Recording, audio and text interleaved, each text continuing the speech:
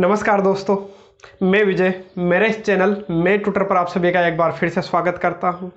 आज का जो सेशन है उसके अंदर अपन जो रीट का जो पेपर था 2017 जो 2018 में अपना लगा था, तो उसका लेवल 2 केवल मैथ का जो पेपर है उसका सॉल्यूशन करवाने वाला हूं।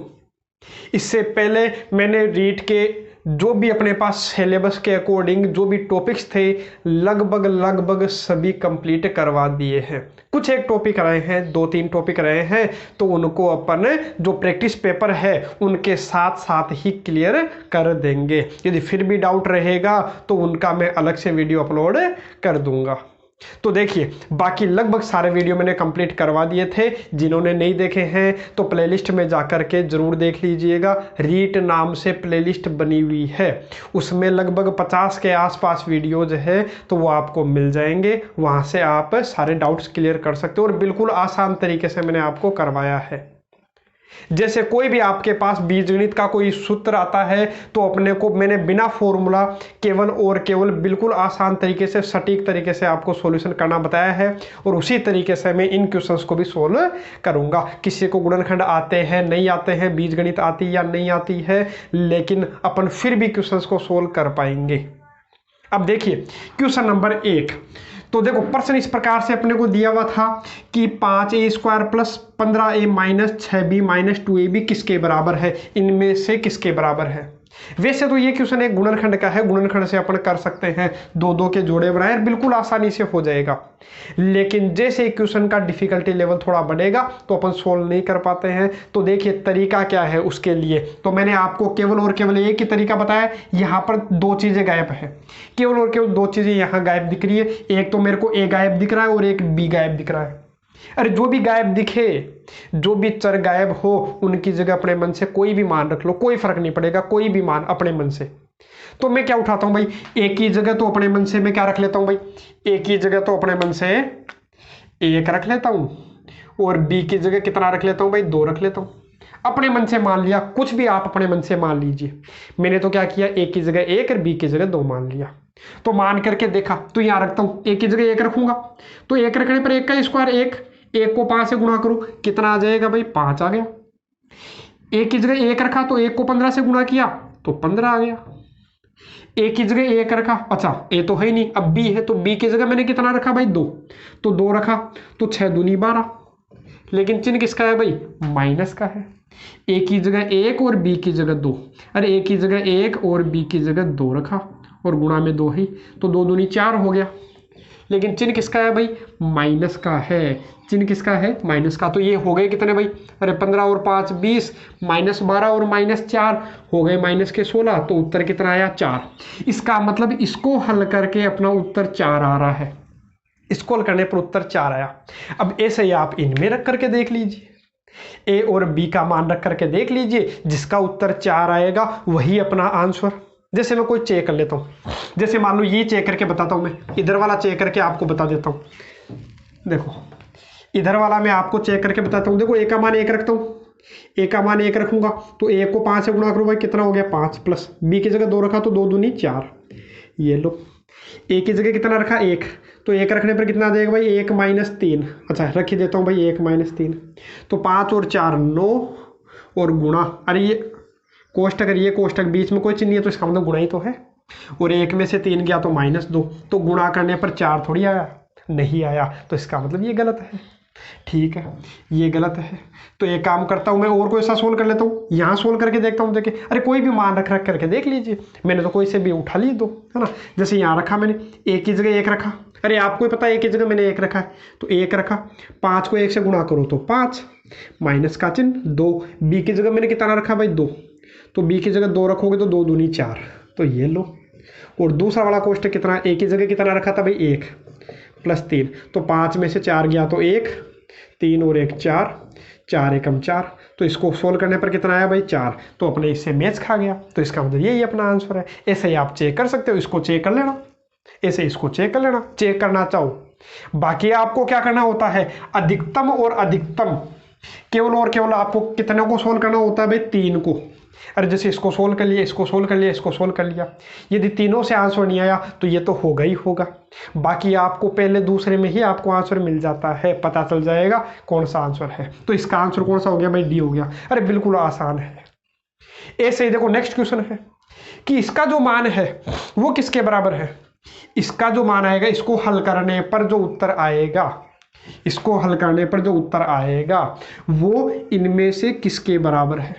तो वही तरीका, यहाँ कौन सी चीज़ गायब है? आप तो बस प्रैक्टिस कीजिएगा, जितनी ज़्यादा हो सके उतनी ज़्यादा प्रैक्टिस पर जोर दीजिए। मैथ में केवल और केवल यही चीज़ सबसे ज़्यादा मोस्ट एंड इम्पोर्टेंट होती है, प्रैक्टिस सेशन। तो यहाँ क्या करता हूँ भाई, मैं अक्स की जगह रख लेता हूँ अपने मन से 1 रख लेता हूँ। क्या रख लेता हूँ? 1। क्या फर्क पड़ता है? कुछ भी रखिए अपने मन से, आप और कुछ रख लीजिएगा, कोई फर्क नहीं पड़ेगा, चेक कर लेना। तो मैं अक्स की जगह 1 रख देता हूँ। अक्स की जगह 1 रखूंगा तो 1 रखने पर कितना आएगा भाई? देखो 1 रखो तो 1 रखने पर 1 को 3 से गुणा किया, 3, 3 और 5 हो गया 8। 8 का स्क्वायर कितना हो गया? 64। अरे 1 रखा अक्स की जगह तो 1 रखने पर हो गया, 1 को 3 से गुणा किया तो 3, 3 और 5 8 हो गए, तो 8 का स्क्वायर करोगे तो 64। माइनस अक्स की जगह कितना रखा है मैंने? 1 रखा है, ध्यान रखना। अक्स की जगह कितना रखा है? 1। अपने मन से 2 रख लेना, 3 रख लेना, चेक कर लेना कि कहीं गलत तो नहीं बताया मैंने, है ना। तो आप करके देख सकते हो ना। तो अक्स की जगह 1 रखो, तो अक्स की जगह 1 रखोगे तो 60 एकम 60। तो वही आंसर कितना आया? 4। अब ऐसा नहीं कि हर में आंसर 4 ही आता है, ये तो अपने बन गया ऐसा क्वेश्चन कोई कि इसमें भी 4 आ गया और इसमें भी 4 आ गया ना। हाँ, तो देखो इसको सोल्व करने पर कितना आ रहा है भाई? 4 आया। अब ऐसे इसमें रख रख करके देख लो, जिसका आंसर 4 आ जाए वही अपना उत्तर है।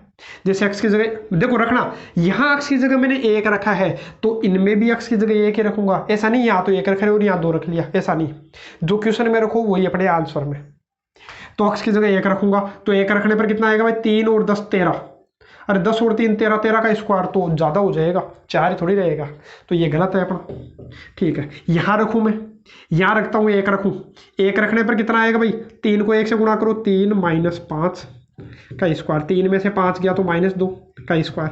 माइनस का स्क्वायर हमेशा प्लस में ही होता है और 2 का स्क्वायर 4। तो इसका मतलब यही अपना क्या है? Correct answer. अरे बिल्कुल आसानी से आपको आंसर मिल जाएगा, कोई कैलकुलेशन की जरूरत नहीं है, कोई फॉर्मूला याद करने की जरूरत नहीं है। बाकी यदि फॉर्मूला लगा करके करोगे तो साइंस वाले जो स्टूडेंट्स हैं कंफ्यूज हो जाते हैं, इसमें से कौन सा आंसर होने वाला है पता भी नहीं चलेगा। मैं फिर से बोल देता हूँ, ठीक है।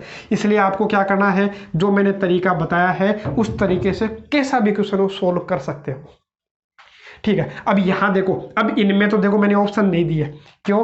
क्योंकि इनको तो सोल्व करना ही पड़ता है, और ये भी मैंने बिल्कुल आसानी से आपको बताया था, बिल्कुल आसान तरीके से। तो देखिए इसको सोल्व करूँ तो पहले देखो जितना कटे उतना काट लीजिए करो, जितना कटे उतना काट लिया करो। तो कट रहा है भाई 8 से कट रहा है, देखो ये क्यूब रूट है, ये क्या है? क्यूब रूट है। अरे ये केवल ये लगा हुआ होता तो इसका मतलब अंडरूट है, ये क्या है? वर्गमूल है ना। लेकिन यहाँ 3 लगा हुआ आता है छोटा सा, तो इसका मतलब ये क्या है? क्यूब रूट है। 3 लगा हुआ, ध्यान रखना 3, यहाँ क्या लिखा हुआ है? 3, छोटा सा 3 लिखा हुआ होता है, इसका मतलब ये क्या है? क्यूब रूट है। पहले मैंने आपको करवा रखा वीडियो लेक्चर्स में, है ना। तो यहाँ देखो अब इसको सोल्व करोगे तो कैसे सोल्व करोगे? या तो आपको पता है 8 का क्यूब रूट आपको आता है, 1000 का भी आता है, लेकिन मेरा कहना यही है कि जितना सोल्व हो पहले उतना सोल्व करो। यदि नहीं करोगे तो कई जगह गड़बड़ कर दोगे, कई जगह आप कंफ्यूज हो जाओगे, ठीक है। यहाँ तो कोई दिक्कत नहीं है, लेकिन यहाँ गड़बड़ हो जाएगा आपके, है ना। तो मैं क्या करता हूँ, जितना कटे पहले उतना काटूंगा। 8 से ये कट रहा है, 8 से कट रहा है भाई, 8 के पाड़े में आता है, देखो 8 दूनी 16, सॉरी 8 एकम 8, बच गया कितना? 2, 8 दूनी 16, 125 बार कट जाएगा, काट करके देख लेना, जरूर कटेगा। और ये 3 से कट रहा होगा भाई, 3 से 18, 3 एकम 3, 3 चौक 12, 64 बार। तो यहाँ से आप देखो 1 बटा, जैसे ऊपर कितना बचा? 8 एकम 8, तो 1 बार कटा। तो 1 का क्यूब रूट देखोगे तो मैंने आपको याद करवा रखा है, 1 का क्यूब रूट होता है 1, और बटा 125 का क्यूब रूट कितना होता है भाई? 5 होता है, याद करवा रखे हैं मैंने 11 15 तक, ठीक है। तो आपको याद रखने थे। तो 125 का क्यूब रूट कितना होता है भाई? 3 होता है, सॉरी 125 का क्यूब रूट कितना होता है? 5 होता है, प्लस 64 का क्यूब रूट आपको पता है, 64 का क्यूब रूट कितना होता है? 4।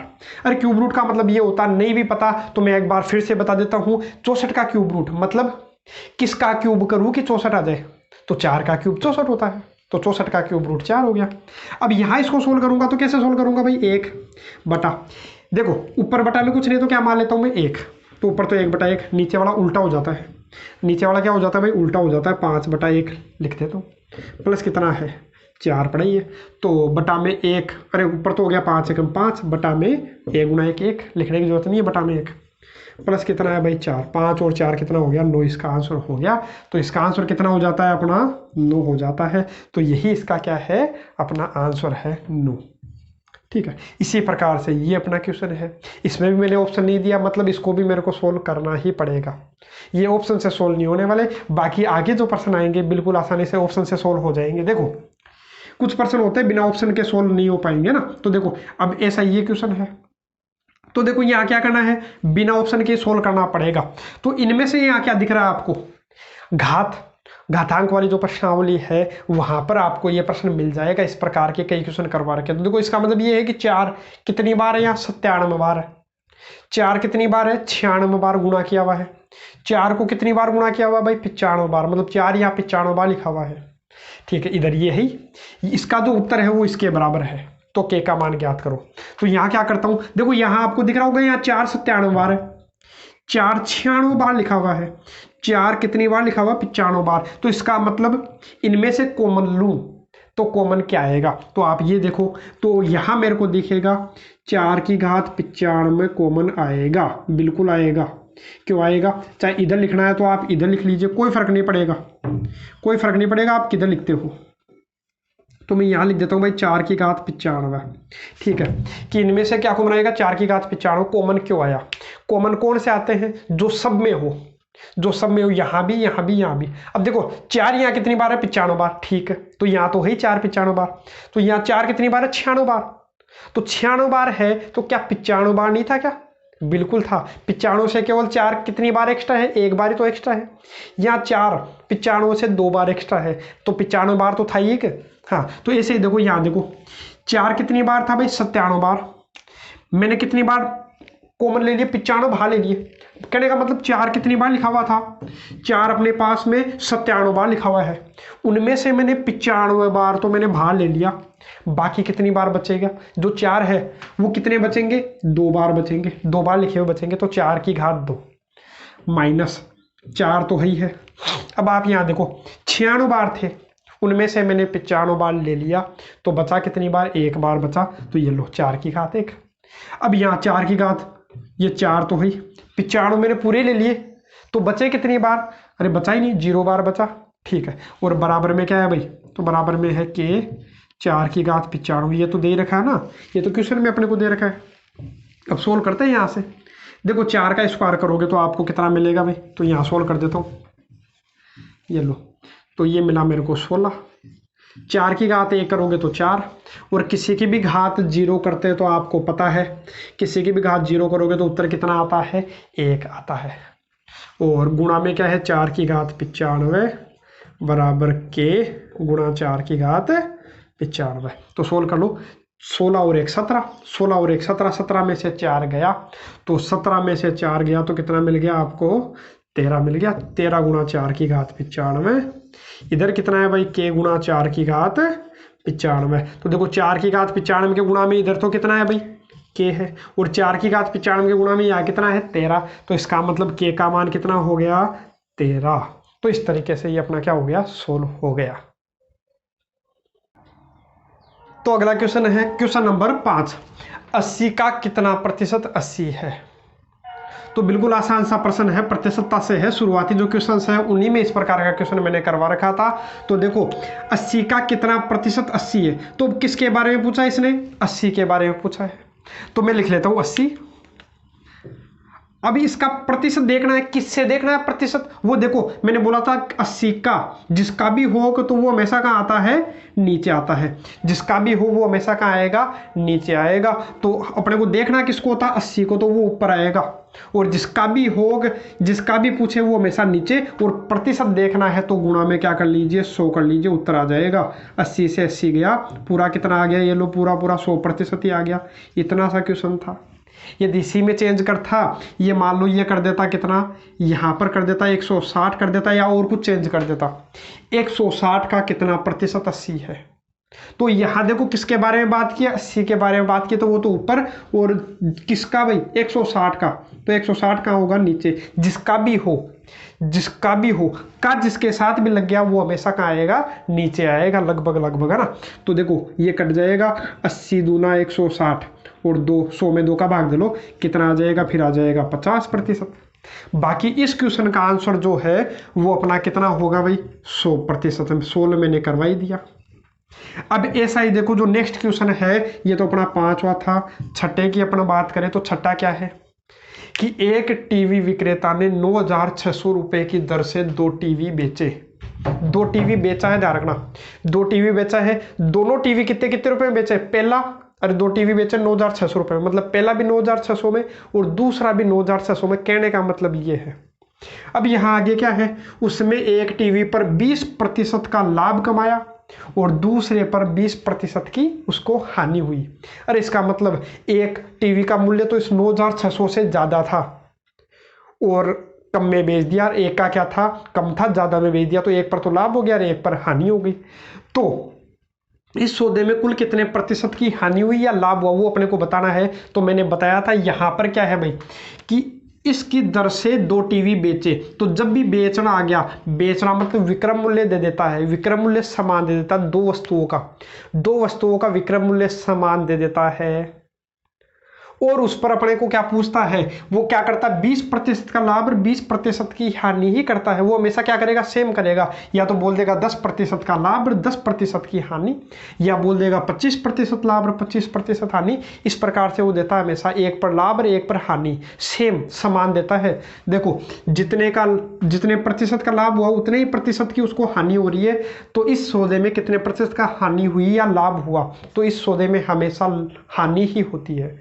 मैंने बताया था इस सौदे में हमेशा क्या होगी, हानि ही होगी। ऑप्शन में आपको दोनों मिलेंगे, हानि भी मिलेगी और लाभ भी मिलेगा, और सेम मिलेंगे ऑप्शन भी। तो देखो हमेशा हानि होगी, और हानि कितनी होगी, तो उसके लिए मैंने सीधा सा तरीका बताया था, यदि 2 वस्तुओं का विक्रय मूल्य समान है तो आपको जो भी दे रखा है, जैसे यहाँ क्या दे रखा है भाई, 20% का लाभ और 20% की हानि, दोनों सेम दे रखे हैं, दोनों क्या दे रखे हैं, सेम दे रखे हैं। तो क्या करो, दोनों को गुणा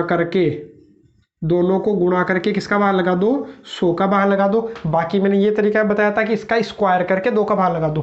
किसका, जो भी संख्या दे रखी 20 है तो 20 का स्क्वायर करो, 20 का स्क्वायर का मतलब 20 गुणा 20 ही तो होता है। ये आप सीधा ध्यान रखो, इन दोनों को गुणा करके 100 का भाग लगा दो। तो 100 का भाग लगाओगे तो देखो 2 0 से 2 0 गए, तो ये हो गया कितना, 2 दूनी 4, तो 4% की उसको क्या होगी, हानि होगी। ध्यान रखना हमेशा ही इस सौदे में हानि होती है जब विक्रय मूल्य समान होता है, जब विक्रय मूल्य क्या होता है, समान होता है। अब उसमें ये भी ऑप्शन होता है न लाभ न हानि, अधिकतर वही टिक लगा करके आते हैं, ठीक है, अधिकतर वही टिक लगा करके आते हैं कि देखो ऐसा लग गया कि 20% का तो लाभ हो रहा है एक, और दूसरे वस्तु पर 20% की हानि, तो इसका मतलब उसको न तो लाभ हुआ न हानि हुई।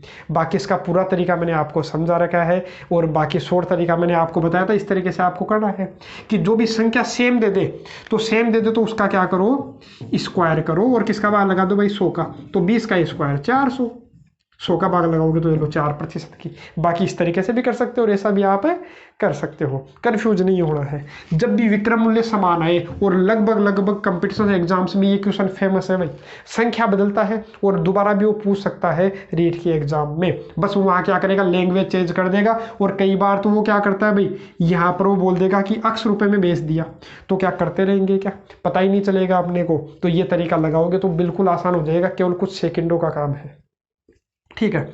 अब अपन बात करते हैं किसकी, 7वें प्रश्न की। तो प्रश्न नंबर 7 क्या है, तो वो आप पढ़िए। तो वो क्या है, प्रश्न नंबर 7 क्या है कि एक क्षेत्र में एक लक्ष्य को 6 मजदूर 16 दिन में पूरा कर सकते हैं। 16 दिन में पूरा करते हैं, यदि वह लक्ष्य 4 दिन में पूरा करना हो तो कितने मजदूर चाहिए अपने को, है ना।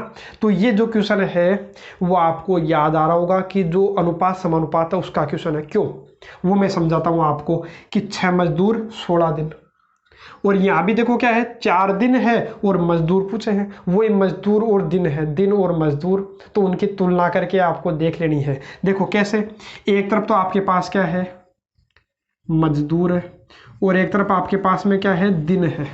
देखो मजदूर कितने, मजदूर कितने, 6 मजदूर, दिन कितने, 16 दिन में। अरे 6 मजदूर तो 16 दिन में कर लेते हैं।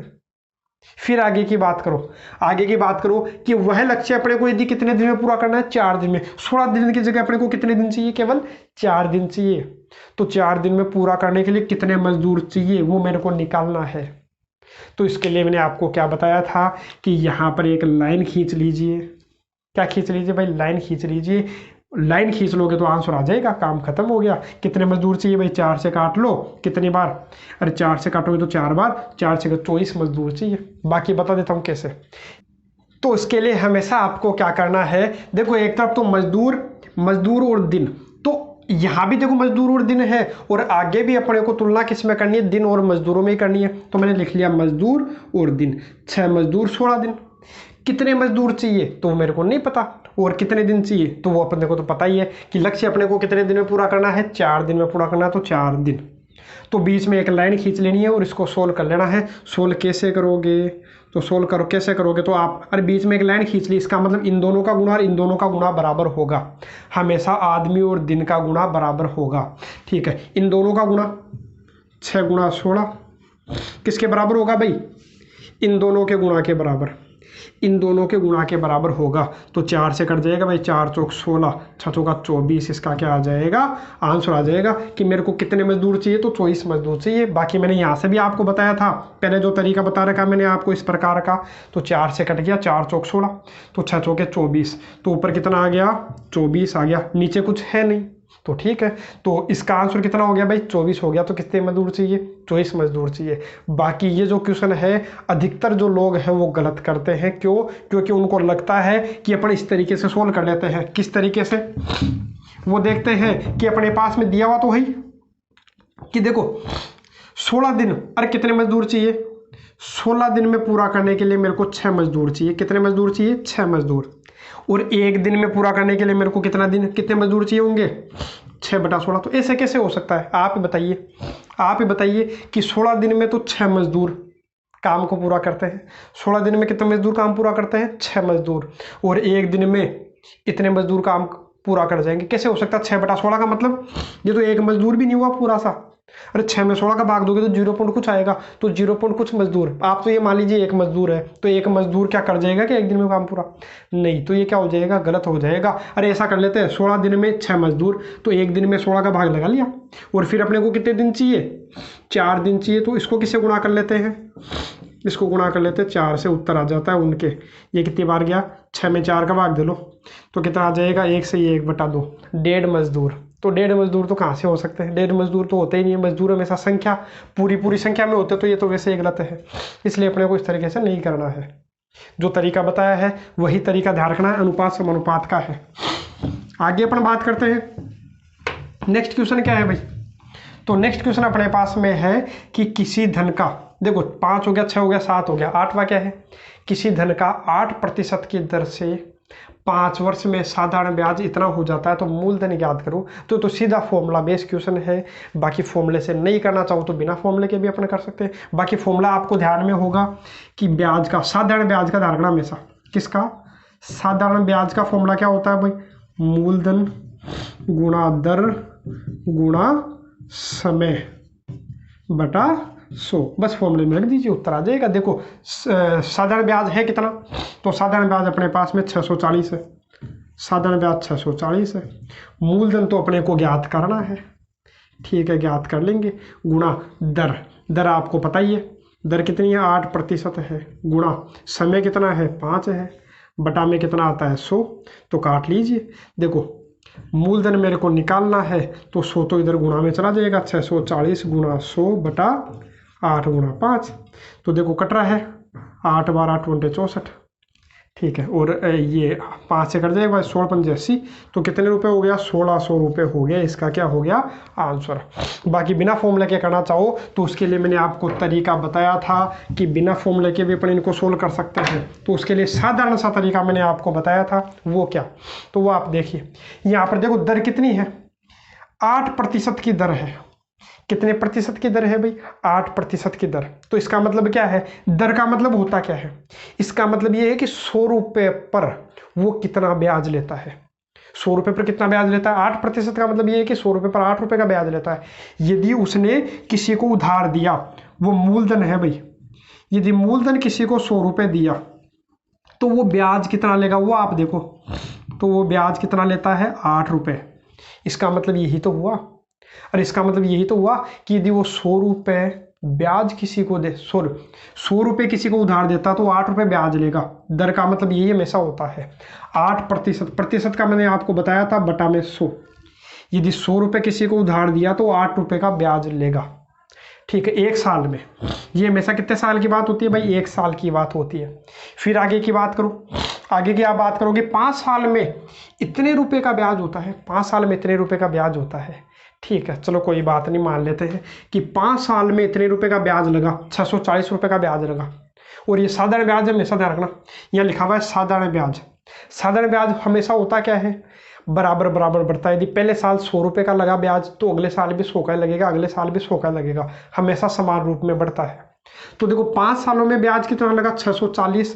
तो 1 वर्ष में आप देखो, अरे 640 रुपये यदि उसने 5 साल का ब्याज लिया तो 1 साल में कितना ब्याज लगा? आप वो देखो, आप वो देख लो 1 साल में कितना ब्याज लगा है। ठीक है, तो 1 साल में कितना लगा है? तो 5 का भाग लगा दो। अरे 640 5 साल में लगा, आप ये देख लो 500 रुपये है। यदि 500 रुपये है, कितने साल में चुकाए हैं किसी को? 5 साल में, बराबर बराबर। तो बताओ 1 साल में कितने रुपए चुकाए होंगे? 5 का भाग लगा दो, इसका मतलब 100 रुपये चुकाए होंगे। 100 देख लो आप, 5 बार देख लो, 500 रुपये हो गए। इसी प्रकार से आपको क्या करना है, आपको साधारण सा तरीका मैंने बताया था, 640 रुपये का ब्याज लगा 5 साल में, तो 1 साल में कितने का लगा होगा? भाग दे लो भाई। तो ये भाग दोगे तो कितना आएगा? 5 एकम 5, एक बच गया 1, और 5 दूनी 10, 5 अंटे 40।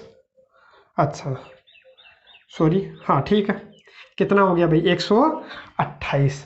ब्याज कितने का लग गया? 128 का लग गया। तो अब आप यहाँ से देख लीजिए, ब्याज 1 साल में अपने कितने का लगा? 8 का लगा, लेकिन ये देख कितने का रखा है? ये तो बोल रहा है 128 का लगा है। ये कितने का बोल रहा है? 128 का लगा है। तो देखो 8 को किससे गुणा करोगे 128 आ जाए। अरे 1 साल का ब्याज अपन ने तो कितना माना है? 8 रुपये, लेकिन आया कितना है? 128 रुपये। तो 8 को किससे गुणा करोगे 128 हो जाए। तो 8 एकम 8 और 6, 8 से 48।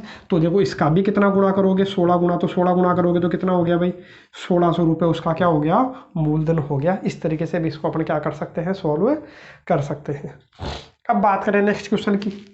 तो नेक्स्ट क्वेश्चन अपने पास में क्या है कि एक विश्वविद्यालय में आने वाले विद्यार्थियों की संख्या प्रतिवर्ष 10% वृद्धि का लक्ष्य रखा गया है कि हर साल 10% अपने को बढ़ाने हैं। 10% के लक्ष्य की रखा गया है। यदि वर्ष 2016 में यह 1500 रुपये थी, सॉरी 1500 थी, 1500 था मतलब ये विद्यार्थियों की संख्या है कि हम लिखा नहीं मैंने, 1500 विद्यार्थी थे। तो बताओ 2018 में लक्ष्य पूर्ति होने पर कितने विद्यार्थी होंगे उस विश्वविद्यालय में? उस विश्वविद्यालय की जनसंख्या पहले तो कितनी थी?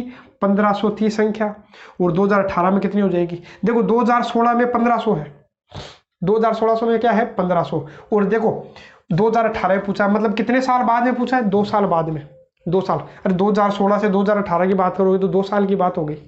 अब देखो ध्यान से इसको समझना, उसने क्या किया? प्रतिवर्ष 10% की वृद्धि का लक्ष्य रखा गया। इसका मतलब हर साल 10% बढ़ाना है। हर साल, पहले साल 10% बढ़ गया तो उसका भी अपने को 10% और बढ़ाना है। तो इसका मतलब ये चक्रवृद्धि ब्याज का प्रश्न है। ये हमेशा किसका प्रश्न है भाई? चक्रवृद्धि ब्याज का। तो इसके लिए मैंने तरीका क्या बताया था वो मैं आपको बता देता हूँ। आप ये देख लो, वृद्धि कितने प्रतिशत की होती है भाई? इसने बोला 10% की वृद्धि हो रही है। कितने प्रतिशत की वृद्धि हो रही है? 10% की। 10% का मतलब मैंने आपको याद करवाया था, 10% का मतलब होता है 1/10। इसका मतलब यदि 10 रुपये है, यदि मान लो अपने को किसी को 10 रुपये उधार दिया तो 1 रुपये ब्याज लगेगा, मतलब कितना रुपये हो जाएगा? 11 रुपये। अब यहाँ ऐसा नहीं है, रुपये नहीं है, यहाँ क्या है? 10% की वृद्धि किस में होती है? विद्यार्थियों की संख्या में, विद्यार्थियों की संख्या में। तो देखो यदि पहले 10 विद्यार्थी थे तो अब 1 बढ़ जाएगा, अगले साल क्या होगा? 1 बढ़ जाएगा, तो कितना हो जाएगा? 11। कितना हो जाएगा 11। बिल्कुल आसान सा तरीका बताता है, आप बस ये समझ में आना चाहिए कि ये क्या है, अपने चक्रवर्ती ब्याज का पर्सन है, क्योंकि हर साल 10% का वृद्धि हो रही है, हर साल 10% की वृद्धि हो रही है, जितने की वृद्धि हो उस पर भी 10% की वृद्धि हो रही है, तो चक्रवर्ती ब्याज का पर्सन है। तो यहाँ से अब आप देखो 2016 में कितनी थी 1500, ये भी बाद में देखूंगा 2018 में, मतलब कितने साल की बात है, 2 साल की बात है। तो मैंने क्या किया, दर देख ली केवल, ये अपनी दर ही तो हो गई, 10% वृद्धि का लक्ष्य रखा गया, तो ये दर होगी, दर कितने प्रतिशत की है, 10% की।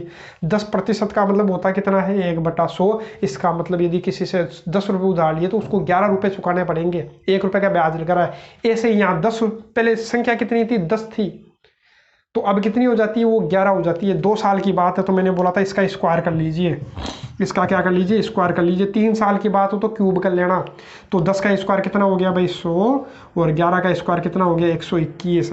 यदि 100 जनसंख्या पहले कितनी थी, विद्यार्थियों की संख्या 100 थी, तो कितनी हो जाएगी 2 साल में 121। लेकिन इसने बोला 100 नहीं है, 100 नहीं है, कितनी है, पहले 1500 है, पहले है कितनी 1500, कितना गुणा है भाई 100 को किससे गुणा करूँ कि 1500 आ जाए, तो 15 से गुणा। नहीं पता चले तो मैंने तरीका बताया था, इसमें इसका भाग दे लिया करो, अपने आप आ जाएगा 15। तो इसका भी कितना गुणा कर लो, 15 गुणा, तो उत्तर आपको मिल जाएगा। तो 15 गुणा करोगे तो 15 एकम 15 हासिल 1, 15 दूना 30 और 1 31, 15 एकम 15 और 3 कितना हो गया भाई 18। तो ये हो गया 1815, उसकी क्या हो जाएगी, जनसंख्या हो जाएगी विश्वविद्यालय की। विवि का मतलब क्या है भाई, विश्वविद्यालय है। तो इस प्रकार से इनको अपन क्या कर सकते हैं, सॉल्व कर सकते हैं। बाकी यदि आप वीडियो लेक्चर्स देखोगे तो वहाँ से आपको अच्छे से डिटेल मिल जाएगी, बिल्कुल आसान तरीके से वहाँ मैंने आपको करवा रखा है। यहाँ हो सकता है आपको थोड़ा सा अटपटा लगे, क्योंकि यदि आप वो वीडियो लेक्चर आप देख लोगे तो ये बिल्कुल आपको आसान लगने लगेंगे। तो नेक्स्ट क्वेश्चन अपना प्रश्न नंबर 10, और वो अपना इस प्रकार से है कि नीचे दिए गए चित्र में सर्वांग समता का कौन सा प्रतिबंध लागू होगा। तो सर्वांग समता के मैंने नियम बताए थे, तो उनके अंदर ये 4 ही तो नियम अपने होते हैं, ठीक है। भुजा भुजा भुजा, भुजा कोण भुजा, कोण भुजा कोण, और समकोण कर्ण भुजा, 4 ही तो नियम होते हैं। वो कौन सा लगेगा, तो वो यहाँ अपने को देखना है। ये 2 त्रिभुज है अपने पास में, एक तो ये पहला और एक ये दूसरा, 2 चित्र है, 2 त्रिभुज है। त्रिभुजों में ही हमेशा सर्वांग समता अपने लगाया करते हैं, त्रिभुजों की सर्वांग समता ही अपने सिलेबस में है। बाकी और भी होता है सर्वांग समता, बाकी केवल त्रिभुजों की बात कर रहे हैं। तो 2 त्रिभुज है। यहां पर आपको क्या दिखाई देगा कि देखो इस वाले त्रिभुज में तो ये कोण 45 डिग्री का, ये कोण 75 डिग्री का, ये कोण 75 डिग्री का, तो एक तो कोण बराबर हो गया। इसमें ये वाला कोण, इसमें ये वाला कोण, और इसमें लिखा हुआ है कि ये कोण और ये कोण बराबर है, वो अपने को पता भी होता है। शीर्षाभिमुख कोण, यदि 2 रेखाएं परस्पर प्रतिच्छेद करे तो आमने सामने के कोण बराबर होते हैं, शीर्षाभिमुख कोण होते हैं, ठीक है। तो ये कोण बराबर है, और आपको पता है कि इसमें ये 3 सेमी है, और इस वाले त्रिभुज में ये 3 सेमी है। तो इसका मतलब कोई भी आप एक त्रिभुज ले लीजिए, कोई भी एक त्रिभुज ले लीजिए। अब इस एक त्रिभुज में एक तो भुजा है और 2 कोण है, अरे 2 तो कोण है और 1 भुजा है, 2 कोण और 1 भुजा, 2 तो कोण और 1 भुजा, कहीं दिख रही है क्या, देखो ये 2 कोण और 1 भुजा, और इन 2 कोणों के बीच में ही ये क्या है, भुजा है, इसलिए इसने क्या लिखा है, इन दोनों कोणों के बीच में ही भुजा है, तो इसलिए ये वाला क्या हो गया, इसका सर्वांग समता का नियम हो गया। देखो भुजा भुजा भुजा तो कब लगता है, जब तीनों भुजाएं बराबर हो, 2 त्रिभुजों में तीनों भुजाएं समान हो। ये कब, जब 2 तो भुजा समान हो और उनके बीच का कोण समान हो, तब लगता है। इसमें जब एक कोण कितने डिग्री का हो, 90 डिग्री का, और समकोण कर्ण भुजा बोलेंगे। बाकी यहाँ अपने पास में क्या थे, 2 तो कोण थे, 1 भुजा थी, इसलिए इसको कौन सा नियम बोलेंगे, कोण भुजा कोण। 2 कोण और 1 भुजा है, 2 तो कोण बराबर है, 1 भुजा बराबर है। देखो 2 तो कोण हो गए, 1 भुजा, चाहे देख लो इस त्रिभुज में देख लो 2 तो कोण और 1 उनके बीच की भुजा, तो ये हो गया। अरे बिल्कुल आसान नियम होते हैं, यहाँ तो आपको याद रखना ही पड़ेगा। अब देखो नीचे दिए गए चित्र में असमान संपूरक कोणों के संयुग्म, यहां अपने को ध्यान रखना है, असमान संपूरक कोण। ये क्या, देखो चित्र ये रहा, डायग्राम दिया हुआ है। अब इसमें अपने को क्या करना है, असमान संपूरक कोणों के संयुग्म लिखने हैं। ऑप्शन इसने दिए हुए, तो मैं ऑप्शन उठाता हूं। पहले तो ये देखो संपूरक कोण होते कौन से हैं, ए से दो कोण, ए से दो कोण, हमेशा ध्यान रखना दो कोणों को ही अपन संपूरक करेंगे या पूरक कोण करेंगे। तो ए से दो कोण जिनका योग 180 डिग्री हो, ए से दो कोण जिनका योग 180 डिग्री हो, 180 डिग्री हो तो उनको अपन क्या बोलते हैं भाई, क्या बोलते हैं, संपूरक कोण। और असमान होने चाहिए, असमान का मतलब दोनों बराबर नहीं होने चाहिए। यदि दोनों बराबर हो गए, अरे 90-90 है तो ये दो कोण बराबर भी है, अरे दो कोण क्या है, बराबर है, समान है और ये संपूरक भी है। क्यों? क्योंकि इन दोनों का योग कितना है, 180। तो ये बोल रहा है कि दोनों बराबर नहीं होने चाहिए, 90-90 नहीं होने चाहिए। ठीक है, तो देखो इसने कौन से बोले रहे, पहले मैं ले लेता हूँ DFE, इसका मतलब D फिर F फिर E, D से F पर जाना है, F से E पर। देखो D से, ये रहा D, देखो कलर चेंज कर लेता हूँ, देखो अभी पता चल जाएगा। देखो D से कहाँ पर F और फिर E, पहले D से F पर गया और फिर E पर गया, तो कौन सा बना भाई, ये वाला बना। अरे जैसे जैसे जाएगा वैसे वैसे मैं चला जाऊंगा। पहले D से कहाँ पर जाना मेरे को, पहले D पर हूँ, D से मैं F पर चला जाऊंगा, फिर F से E पर। तो देखो D से मैं कहाँ गया, F पर, फिर F से E पर, तो इससे कौन सा बना, तो कौन तो यही बना, ये वाला कोण। और एक कौन सा, EFA, तो EFA पहले E पर, E से F पर जाऊंगा और F से A पर। तो देखो E कहाँ पर है, E ये रहा, E से जाता हूँ मैं F पर, फिर F से जाऊंगा A पर। तो कौन सा हुआ भाई, देखो E से F और F से A, तो ये वाला कोण हो गया। तो आप बताइए कि क्या ये दोनों कोण संपूरक है क्या? बिल्कुल है, क्योंकि ये कोण और ये कोण, इन दोनों का योग कितना होगा, 180 डिग्री। क्यों? क्योंकि ये एक रेखा पर बने हुए हैं, एक सीधी रेखा पर बने हुए कोणों का योग आपको पता है कुल मिलाकर के 180 होता है। अरे एक सरल रेखा पर कितने ही कोण बना ले, सबका योग कितने डिग्री होगा, 180 डिग्री हो गया। तो इसका मतलब ये क्या है, संपूरक है। और ये बराबर भी नहीं है, देखो एक छोटा है एक बड़ा है, बराबर भी नहीं है। देखो इसी से काम थोड़ी चलेगा, अभी तो इसको भी तो चेक करना, अरे इसको भी तो चेक करूंगा। ठीक है, तो इसको चेक करता हूं। तो यहां देखो AFB, तो पहले जाता हूं मैं कहां पर, क्योंकि इसके साथ ये भी है। एक में ही कितने ऑप्शन है भाई, दो, दोनों सही होने चाहिए तभी ये अपना उत्तर होगा। यदि ये गलत हो गया तो ये अपना आंसर नहीं होगा। तो देखो बात करता हूं इसकी, AFB, तो AFB, A फिर जाऊंगा F पर, फिर जाऊंगा B पर, तो ये वाला कोण हो गया भाई। देखो AFB, ये वाला कोण हो गया।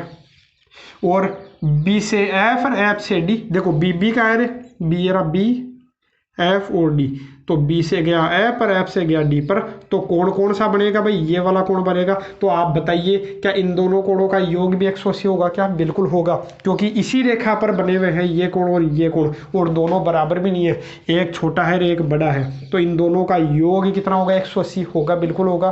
क्योंकि एक जब रेखिक मैंने युग्म आपको बताए थे, सरल रेखा वाली जो चीज़ें बताई थी, तो वहाँ पर आपको मैंने समझाए थे। कोणों में मैंने आपको बताया था कि ये कोण क्या होते हैं, रेखिक युग्म होते हैं, इनका योग 180 डिग्री होता। तो इसका मतलब ये इसका क्या हो गया, करेक्ट आंसर। बाकी आप चेक करना चाहो तो औरों को भी आप चेक कर सकते हो। बाकी मैंने ऑप्शन में भी कोई हेर फेर नहीं की, जैसा एग्जाम में पहले पूछा गया था, जैसे ऑप्शन थे वैसे के वैसे मैंने ऑप्शन यहाँ पर डाले हैं। ठीक है, बिल्कुल भी चेंज नहीं है।